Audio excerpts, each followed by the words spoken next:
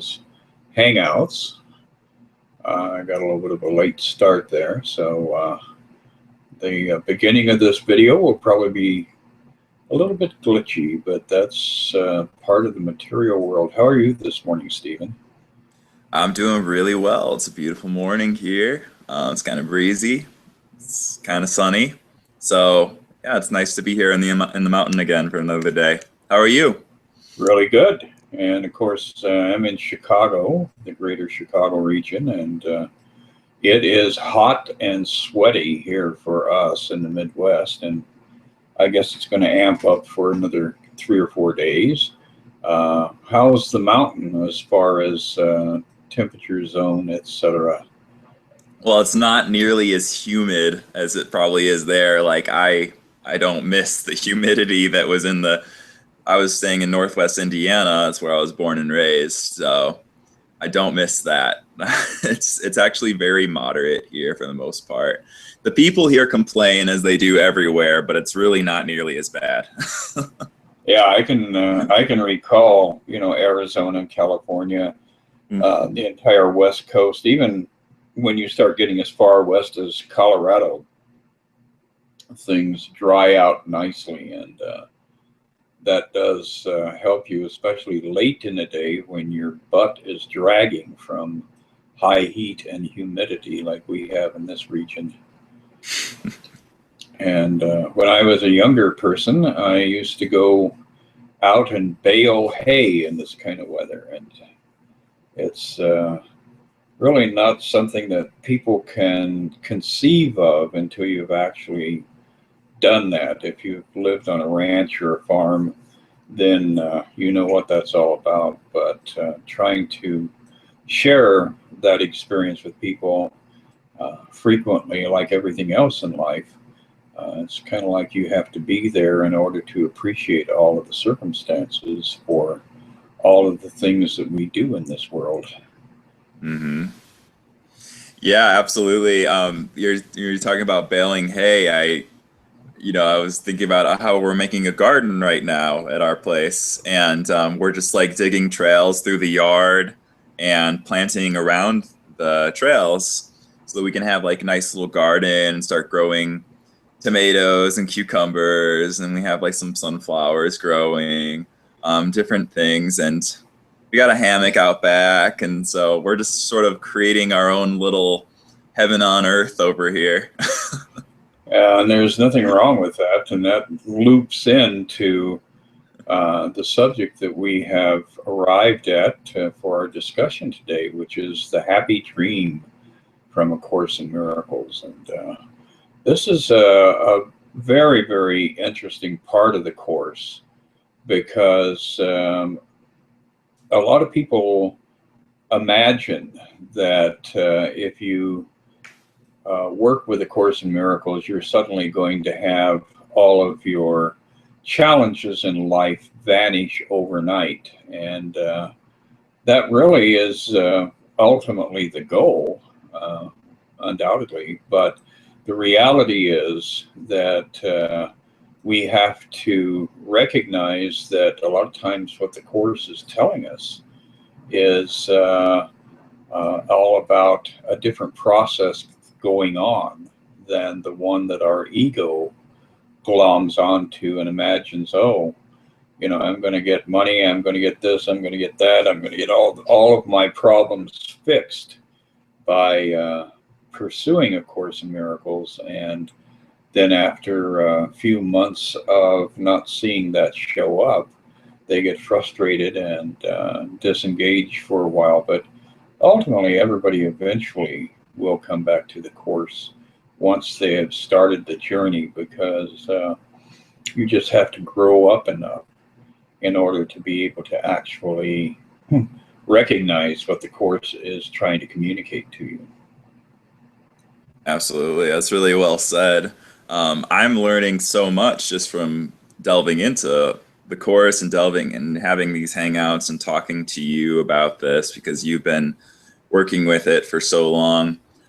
What I wanted to ask you is, so how does the happy dream come about in your view?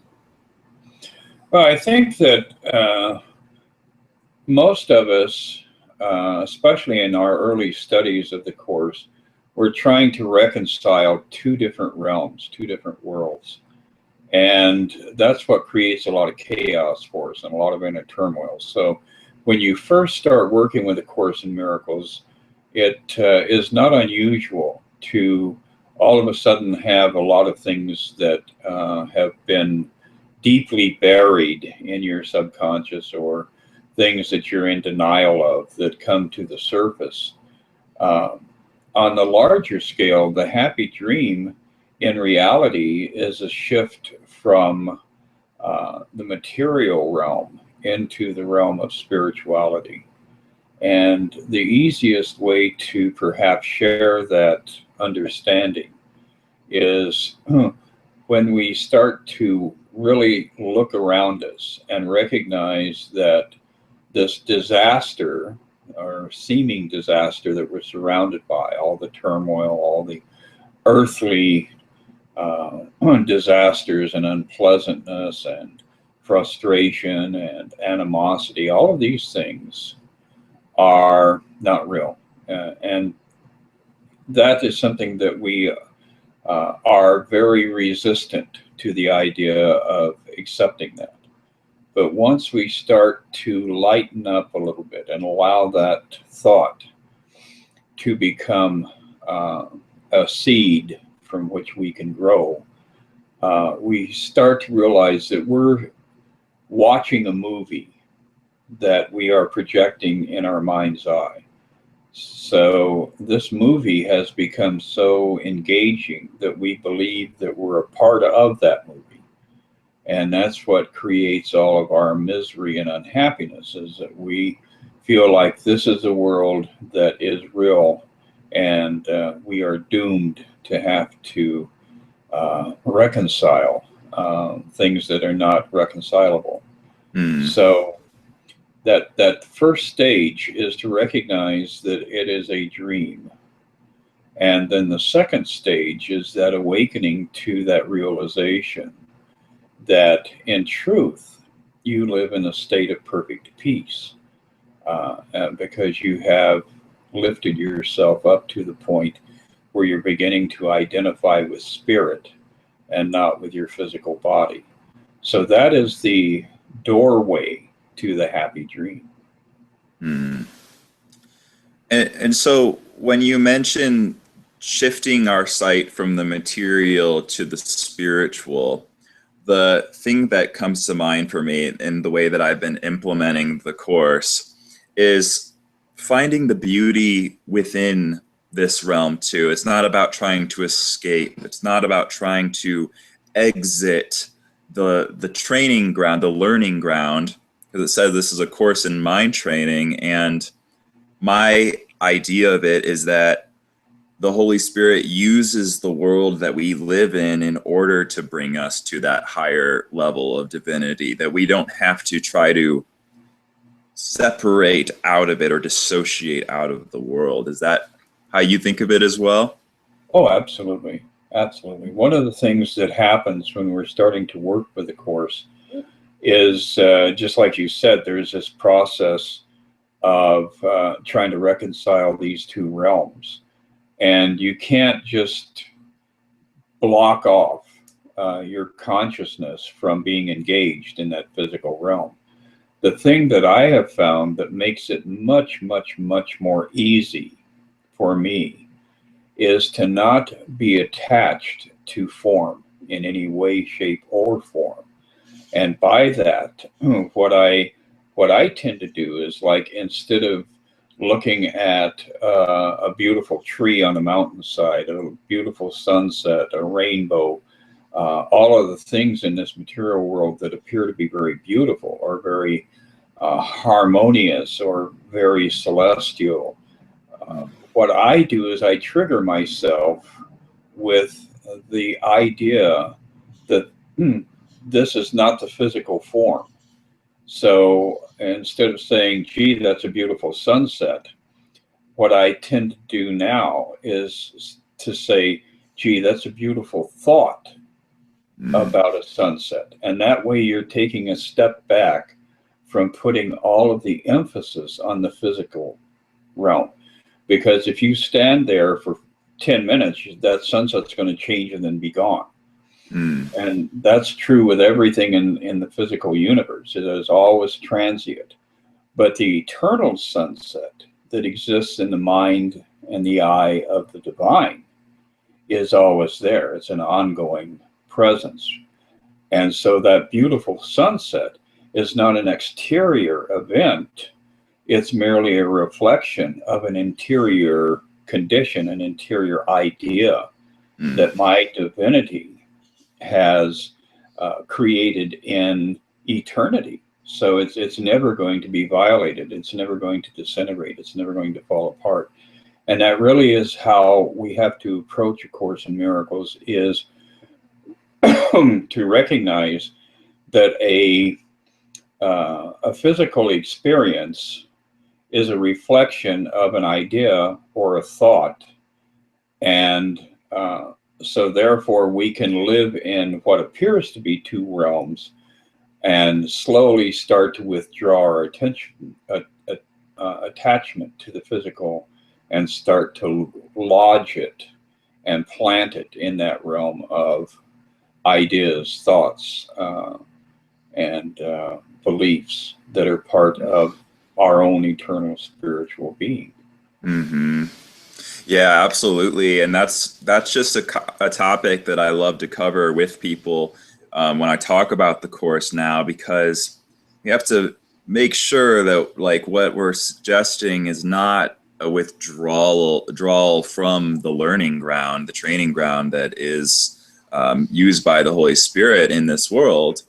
And so that means, like, things like, doing the dishes, doing your laundry, like going to work and, paying your bills and all of that. Like, that doesn't mean we check out of any of that stuff. That just means we incorporate, we learn how to see all of those things through the Holy Spirit's eyes. Basically, we learn to enjoy those things. We learn to have more of alignment with God's will in doing those things in the world. Would you agree with that? Oh, yeah. That definitely is a part of the process of awakening. And one of the things that early on that we have to really start observing is, how do I feel about this physical phenomenon? You go outside and you've got a flat tire and you're in resistance to that. It's like, oh, I've got to change the tire or call 911 or whatever. But the reality is that the flat tire was somewhere lodged in your own consciousness. And so you have to stop and look at that from the perspective of, gee, I needed to look at this, so I had a flat tire, bring it up into reflective reality, so I could address some misunderstanding that I have about myself. Because if I'm a perfect being and I live in a perfect realm, then there are no flat tires. So somewhere I have accommodated an idea of my own imperfection. See, and that's what the whole process of A Course in Miracles is all about, is for us to reclaim our perfection and our divinity. And that's why all of these different experiences show up that contest that. We have unconsciously orchestrated all of these things to prove to ourselves that, no, you're not a divine being. Look at how flawed your existence is. So it's an ongoing battle. I was talking to Lorian just yesterday about this, and I was having just this sort of download, like, where I was incorporating A Course in Miracles with my physical experience, like saying, like, how to use it, within the physical world. And I used the metaphor of, we're sort of like fish. We're like fish sort of swimming back home to that recognition of God in ourselves. And so you're just like swimming, you're flowing with life. And the only times that we appear to be blocked by what's in front of us is when we're judging it as not being divine. when we're not seeing the divine within it. Like, so like the key to all those blockages is just choose to see the divine within it. Choose to see, I was saying, just go, that's divine, and just swim right through it, you know? Right. Well, Swim through and that limitation. right. And I think that, I think we do have to be very grounded in that, that region around the idea of the acceptance of imperfection. Because in reality, there are no imperfections, but on a mortal level, on the level of our ego, that is incomprehensible. So you're always going to be in a space of being at odds with that ideology. So we have to we have to get to a place where we do the most important part of our daily process, which is surrender. You know, it's like, okay, Holy Spirit, I've got this idea of a flat tire, and I'm going to surrender that to you. And that's how we get the solution. And that's how we come to a higher level of comprehension, in that we come to the realization that there is no such thing as a flat tire. Now, that may work itself out in the material world with, you know, somebody just happens to be driving down the street and they see the fact that you're, you know, huffing and puffing and trying to change a tire, and they stop and give you a hand, or, you know, give you a ride or whatever it is. But the minute you surrender your resistance to a physical experience, it ignites a series of synchronistic events. And that's what gives you the solution to the problem that you have created. And so it becomes an ongoing journey of, you know, I'm not going to fix this. I'm going to turn it over to higher mind, and higher mind has already got the solution. So to the degree of your capacity to surrender and release, that is going to bring the resolution full circle, and you'll see some kind of a manifestation, or, you know, the thing that we refer to as the miracle. Well, the miracle is in actuality the forgiveness and the surrender that is involved in that interior journey, where we have created a circumstance to block ourselves, and we have to forgive ourselves for doing that, and then surrender it to the Holy Spirit to have it resolved on our behalf. Right. That makes total sense. And I was wondering how the idea of, okay, so like in truth, there's only one Son of God. He's innocent, or, you know, she doesn't have a gender, doesn't have a sex, right? But there's one mind that God created as God's the cause, and he created this one mind as the Son of God, of course, refers to. And he feels, you know, he's having this tiny mad idea that he's living out. He's like that's the one mind, that's the one consciousness that's working itself out through all of us right now.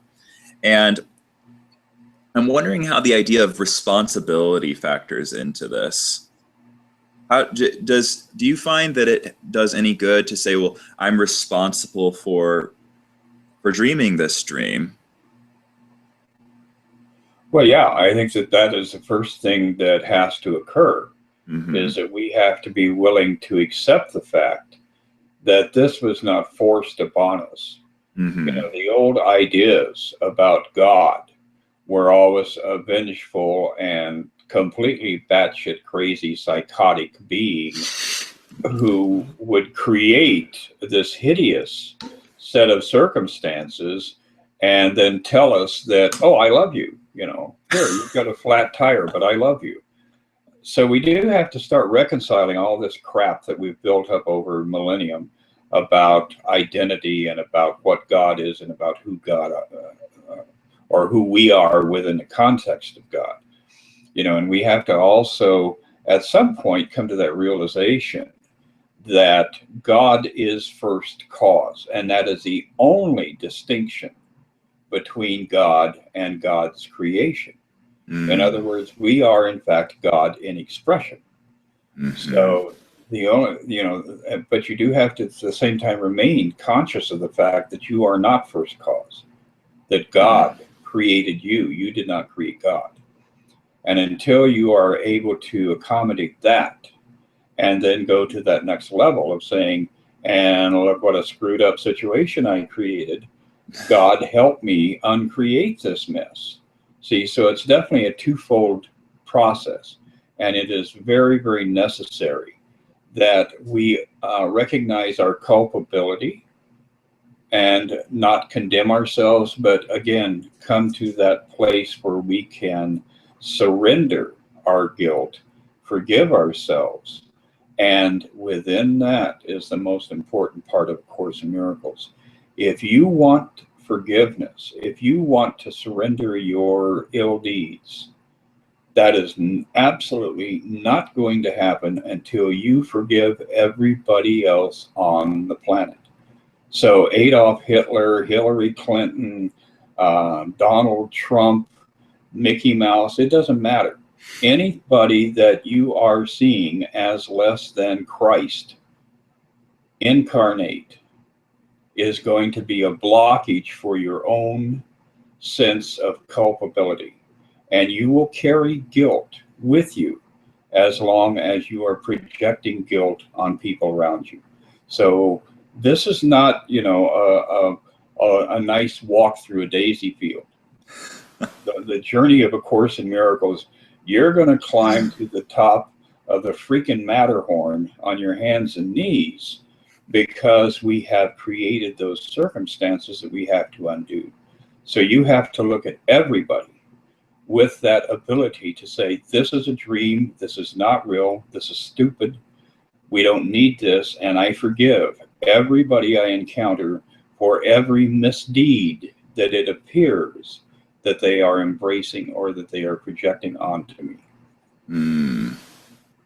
Yeah, I find it's funny that you mentioned Mickey Mouse there. I find that you could easily start to practice that exact thing with fictional characters. That's the first thing that came to my mind is like fictional characters in movies. We watch movies in our culture. It's a huge thing. Video games, movies, all kinds of different movies. You have action and comedies and horror films, whatever you want to watch at the movie theater. Go watch a movie, and just as a training exercise, it's a movie. It's not as hard when you know it's a movie to know that all of the actors and actresses are not really the roles they're playing in the movie.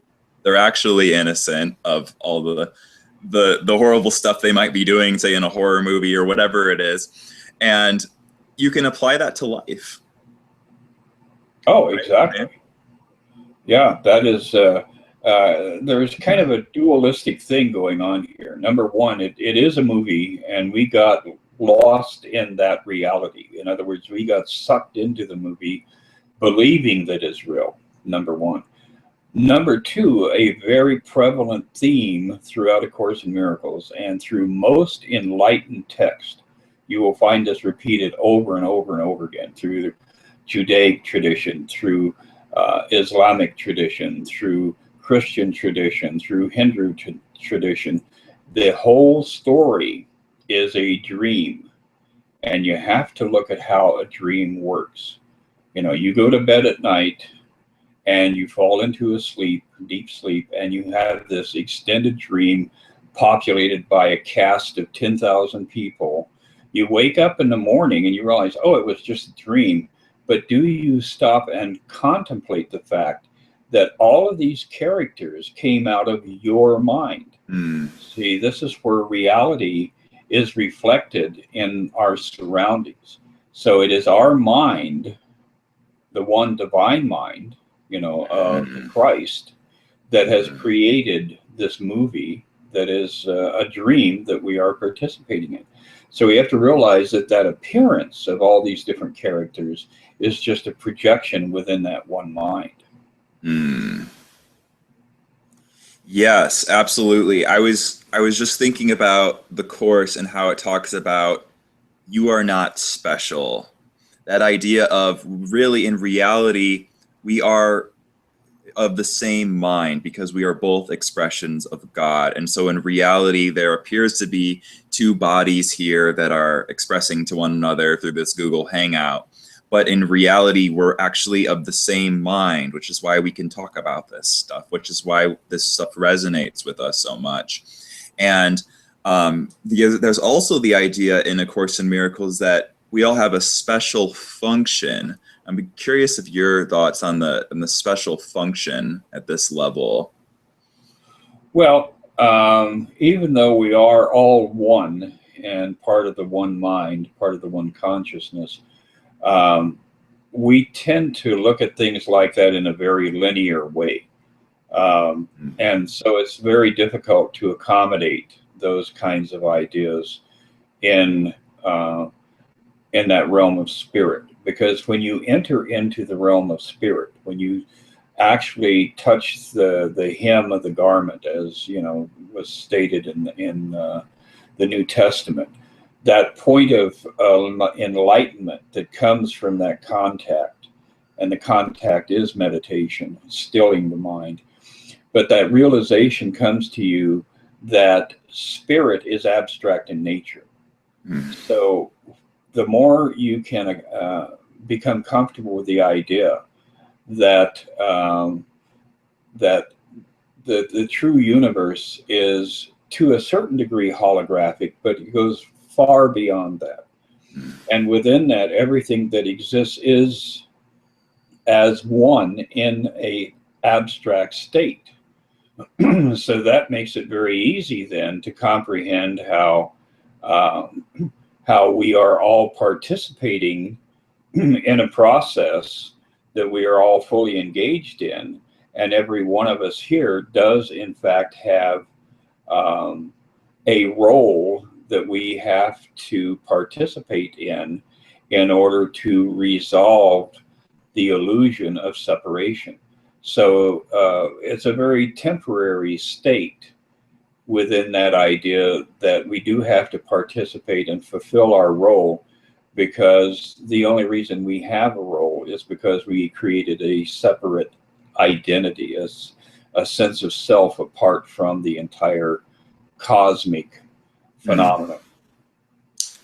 What I'm hearing a lot with just what we've been dialoguing about so far is that none of, like, everything that the happy dream has to do with is about not opposing anything, not opposing the temporal in any way, not pushing it away, not spending effort trying to like disconnect from it or whatnot. It's more just about taking a step back from within it, not about spending energy pushing against it in any way, about in terms of our special function or in terms of the physical world. We're not trying to like, we don't have to go and like burn it. Like we just have to take a step back and realize where we stand in context to it.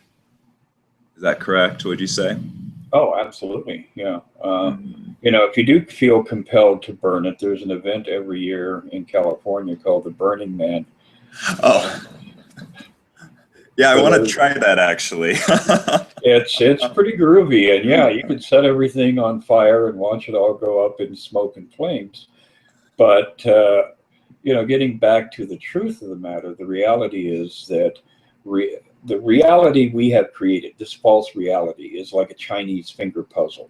And you had those when you were a kid. You stick your finger in each end of this little tube, and the more you pulled on it, the tighter the grip was. Well, that's what resistance is. When you resist something, you are actually putting the full force of your power into that which you resist. And in the Bible, in the New Testament, Jesus tells us, this is one of the strongest points he makes a couple of times in the New Testament: resist not evil. He tells you, don't pick up a sword, don't go on a crusade, don't get out there and stone people for their sins, because, it's going to make it worse. You're going to fire the fuel simply by trying to put out a fire by throwing a can of gasoline on it. It's not right. Right, absolutely. And then, you know, the idea of like you are the light of the world and you are love expressing as an aspect of God. So why would you be afraid of darkness? Why would you be afraid of fear or hate or anything?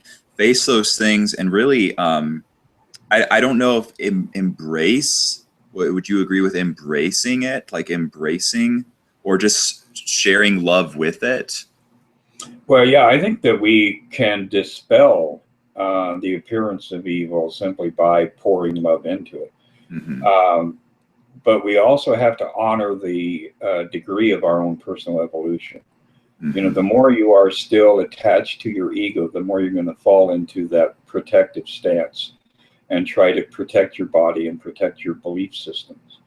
You have to be patient with yourself. You're going to, jump on the damn bone every time somebody throws one at your feet until you finally get to that level where you're able to draw yourself back from it. And then eventually you arrive at a point where, it's, gee, that lovely bone there is not even real, and so it becomes a journey of self-discipline. And it's like you said early on in our discussion, the whole point of all of this is controlling our mind, because our mind is like a wild, uncaged animal, and we respond to life and we respond to the world like these, flaming lunatics running through the dark. And so the first step to enlightenment is learning how to control our mind's response to the exterior stimulant that we're always having to address. Yeah, it really seems like a paradox to me in terms of what the atonement is, what knowledge is, what God is, because here we have knowledge, which the Course describes as being an abstract sort of thing, true knowledge of God, since God is in that freedom state forever. He is consistent in that. He hasn't left that. He's still in that perfection. And that's sort of abstract, but in the process of reclaiming that for ourselves, I think that that's where the control aspect comes in, the control of like basically guarding ourselves from falling into that trap of not freedom, of limitation, of addiction to what isn't real. Yeah, it's a constant process that we always have to, stay anchored in our truth whenever we're confronting it. One of the things that we find throughout Hebrew, Judaic, and Christian theology, and you do find it stated in different terms in, again, virtually every spiritual path on the planet. There is that beautiful line that comes to mind from, like, when Moses is in the desert and he bumps into this burning bush, and he says, "What the hell are you?" And the voice that comes back is, "I am that I am." Well, the I amness that you're experiencing, your sense of aliveness, of consciousness, of beingness, is God. And so, over and over again, we're confronted with these ideas that I'm here and God is there. And and the thing that we have to be most willing to address repeatedly is that one simple statement of, I am that I am. I am that consciousness. I am that being that is God. Mm. And, sometimes I show up in the form of a burning bush, or the parting of the Red Sea, or whatever it is. Or Chris One Feather, maybe. Well, yes, that's reciprocal. It goes for you too. We are all that I am, Right. manifesting in infinite form and fashion, and really working on reclaiming our capacity to surrender ourselves to Mm. love. Yeah. Okay. Here. This touches on a good topic for me because I've heard lots of people say things like, "Well, you are God, and I am God and kind of thing. Well, the Course is very specific in that it says you're not God, you're the son of God, or you're a daughter of God, you're an expression of God, you're not the first cause. So to me, it kind of feels like the Course is trying to make sure that we don't interpret this like I am God from an ego kind of viewpoint of like I am God as an ego, because that's inaccurate. It's more of I'm an expression of God in terms of I see myself as this being who, you know, I wonder if you could elaborate on that. I'm sort of getting lost in the description, but Well, it is a seductive little concept because, as you said, when all of these people show up on YouTube and every place else with this proclamation, I am God, that is coming from the ego. Right. Now, as soon as your ego has been eliminated, what happens? You are God. See? So, because God had only one creation, God was all that is, or was, or ever will be. And God had no other point of reference other than his own or her own or its own godness for the act of creation. So, you know, if there's nothing else that you could possibly create, then you create yourself. That's Right. what the whole process of creation became. And once we decided that we wanted to become separate from God, then that removed us from our godhood, from our godliness. And that created an ego. And of course, the ego is quite a bucking bronco that we're all kind of roped onto here. But until we can get beyond that, you really have to be very careful with what you're telling people, because people are going to hear that idea when you say, I am God or you are God. They're going to hear that idea expressed in terms of their own personal ego. And, you know, sometimes that's not a bad thing, because, you know, in order for you to be able to discover your ego, to even be able to identify your ego, sometimes you have to light that sucker up and ride it to the, you know, to the top of the mountain and fall from a great height in order for the ego to be humbled enough so that you can say, ooh, this is what I thought I was, but I don't think so anymore. So how can I step out of this? How can I remove myself from this identity so that I can restore my godliness to my being? Right. Yeah, lately I've been really seeing the perfection of what you just mentioned in regards to the ego, like how maybe learning that you know, whatever ammunition that you give the ego for it to start to go wild and to expose itself even more, I mean, ultimately that's going to serve you in the long run.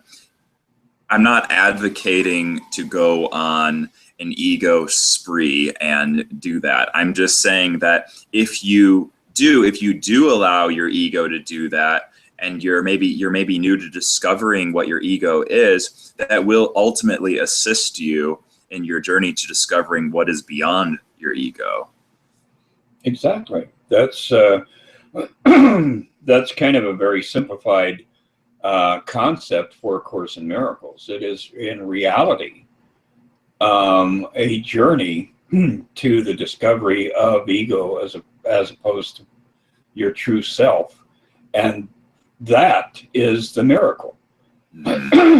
Getting a box of candy in the mail, or getting a bouquet of flowers, or getting, you know, a new car or whatever. Those are not miracles. Those are after effects of your willingness to accept yourself in a loving way, you know. And so the more that you are committed to loving yourself and to loving your neighbor as much as you love yourself, the more that you are going to see that become manifest in your environment, in your surroundings. So, and again, we can't go around judging other people. It's like, oh, well, Donald Trump is a billionaire, and so he must be, somebody really special in God's eyes. Look at all these miracles. No, the truth is, all of his attachments have created his surroundings. And the truth is that he is so anchored in that he doesn't have a happy existence. That's why he has all this desire to be recognized and acknowledged and appreciated and worshiped. And the truth is, all of us have that potential in us. That's why there is a Donald Trump, is because that Donald Trump resides somewhere in us. And we have to be willing to look at that and forgive it, not to oppose it, not to attack it, not to beat it into submission, but to just look at it and say, oh, what a silly idea. I can forgive myself for having those ideas. Absolutely. So since our topic here is the happy dream, I wanted to plant a little Course in Miracles seed from the text on the happy dream here. Here's this section. It's if you have the sparkly version, which I love, it's the page number 435. I like the sparkly version the best because it uses all the capitalized letters, and found it from Axel Love. We went to a Course in Miracles group, and he recommended this version because it really feels like it's talking to you, with the capital letters. It's always like, like you are, the reason for, whatever it is. And so I find it a lot more engaging. So anyway, I wanted to read this little passage on the happy dream. It says, happy dreams come true, not because they are dreams, but only because they are happy. And so they must be loving. Their message is, thy will be done, and not, I want it otherwise. The alignment of means and purpose is an undertaking impossible for you to understand. You do not even realize you have accepted the Holy Spirit's purpose as your own, and you would merely bring unholy means to its accomplishment. The little faith it needed to change the purpose is all that is required to receive the means and use them. It is no dream to love your brother as yourself.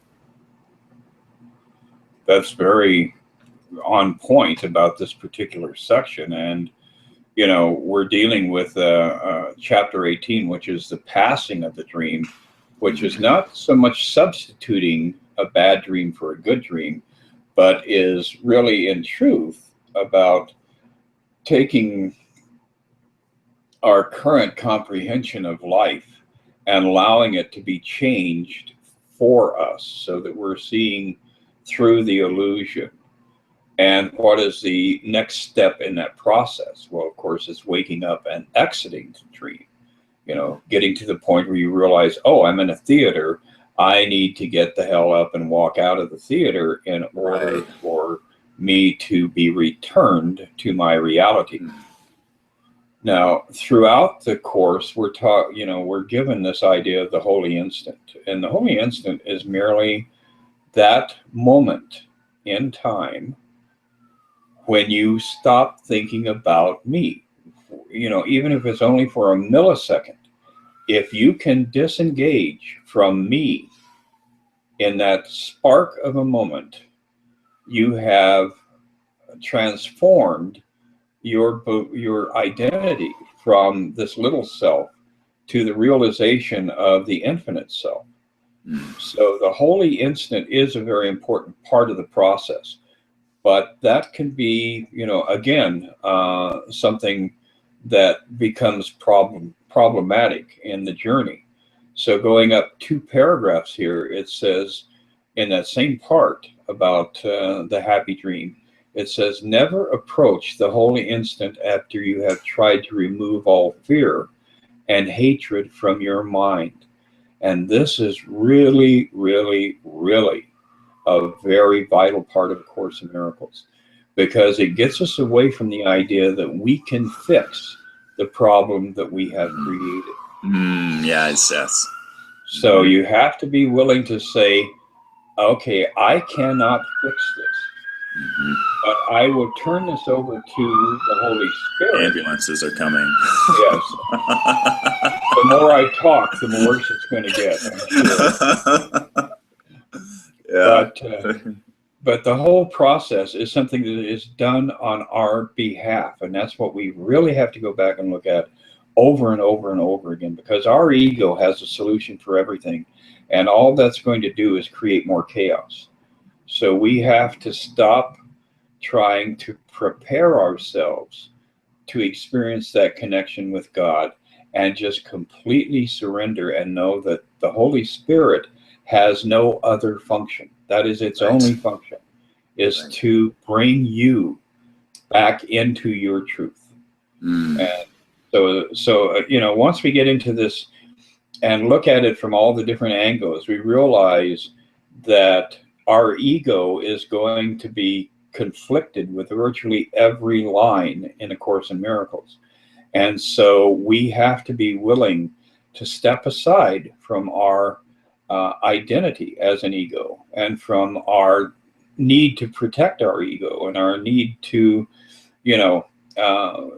soft soap ourselves about the ego, and be willing to over and over again turn that over to the Holy Spirit and say, okay, I screwed up really bad here.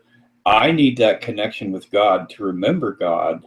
And so I'm giving this whole pile of crap to you, and you will, if you can quiet yourself, you will feel a release. You will feel like something has been lifted out of you. And that is that recognition that, the process is working, and that the Holy Spirit is working on your behalf. Yeah, that's so cool. I love hearing those words. I heard the words yesterday when I told you I was having like this time of just like revelation, like just insight flowing into me.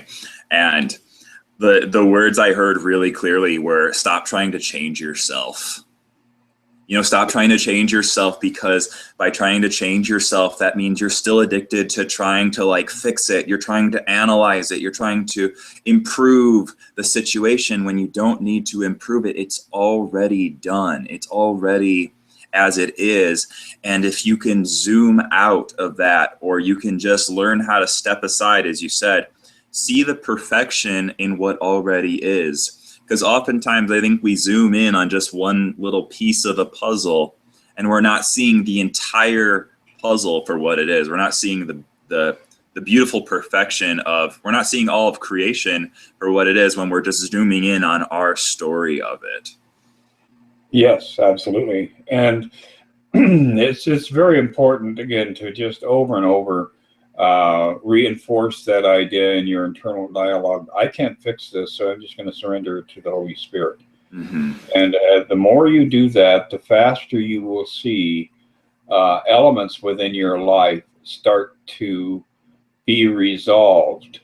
And again, that doesn't mean that somebody's going to show up and throw money at you. It just means that your ability to survive is triply enhanced, if not more, exponentially probably. And you all of a sudden start feeling lighter and less guilty and less conflicted and less angry and less frustrated and less blocked. So the whole thing is just surrender, surrender, surrender. And when you've done that 45 times a day, turn around and do it another 45 times and go from there. And you will find that the answers will show up, and that the continuity of your life experience will all of a sudden start to flow forward. Whereas if you've been in a log jam, if you feel blocked, if you feel like there is no answer, there is no solution, that's when you actually start to break down that log jam and get yourself back into the flow, and you can engage the river and you can head back to the ocean. Oh yeah. That's crystal clear for me. The thing I wanted to add in terms of my personal experience of that insight with myself, just yesterday actually, was that, I was kind of like, I find myself harping on these things in the past in my mind, harping on events that happened, with my upbringing or with parents or with people, just memories of the past that were just like consuming my unconscious thought. And so all this while, what was keeping me in it was feeling guilty that I was even thinking about it, or feeling angry that I was thinking about it. And what I decided when I heard that stop trying to change yourself was that I'm just gonna, like, instead of trying to like get myself to fix myself to stop, instead of trying to like make myself stop thinking about it or like force myself out of not thinking about it anymore, what I'm gonna do is start to introduce more of it's perfect the way it is. It's perfect the way it is. And just like introduce more of that thought of, I think like the workbook lessons in the course really help with this, more of an observer kind of perspective, more of the Holy Spirit kind of viewpoint of going like, I'm not going to try and like make myself not be angry anymore. I'm just, if I'm angry, whatever, I'm angry. I'm just going to let myself have that. But I'm also going to introduce the idea of, I know there's nothing really wrong with it though. Right. Exactly. It's when we get that's my own transit. Right. And that is a perfect, that's a perfect modality to latch onto. Because the whole point of all of this is that the more we try to fix ourselves, the more we're working from the level of ego to reinforce the ego. And the ego is going to turn around and attack you and make you feel guilty about having an ego. And it's just like yada, yada, yada, yada, yada. This will go on and on and on ad nauseum. So once we start to recognize the perfection of the moment, then we begin to realize I need do nothing. And this is a very strong statement that, anybody listening to this, Google it. I need do nothing, and then ACIM, and you'll find a beautiful text that will be highlighted for you about the process that we have to invoke in our lives in order to be able to get out of this mess. And it is, again, that idea of stepping into a place of letting it be done on our behalf and allowing everything to be as it is so that we can have it resolved on our behalf. And it looks like I lost Stephen for some bizarre reason. So anyway, we're about 55 minutes into our discussion here. I don't know if he's going to be able to jump back on or not. So I think what I'm going to do is to begin to wind down the process. Stephen is out in California. I am here in the Midwest. We would appreciate if you subscribe to our series. This is only number 2. And if you would share it in as many places as you feel compelled to share it, I think it will turn out to be a really powerful message for the people that you're in support of, who are trying to change and transform and transcend the problems in their life. So anyway, I don't think Stephen's going to make it back with us on this episode, but yeah, I just got a text from him that the internet is funky there in California. So anyway, you guys get out there, share the love, spread the love around in every way that you can, and join us in 1 week when Stephen and I present episode 3 of A Course in Miracles Hangout. Have a great day.